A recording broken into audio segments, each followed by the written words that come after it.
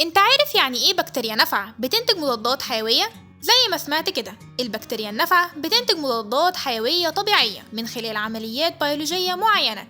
يعني مثلا سلالات زي الباسيلس والستريبتومايسيس بتنتج مضادات حيوية طبيعية أفضل من المضادات العادية، إنها بتساهم في تقليل مشكلة مقاومة المضادات الحيوية، وبتكون أقل تسببا في ظهور سلالات المقاومة.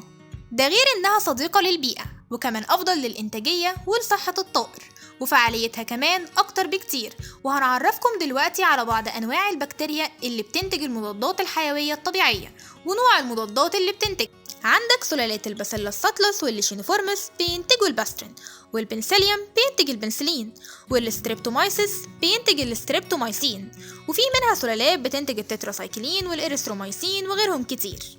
وبكده نكون خلصنا الفيديو النهاردة، وانتظرونا في فيديو جديد مع تحيات المكتب العلمي لشركة المتحدون الدوليون للأدوية البيطرية والعلف السائل.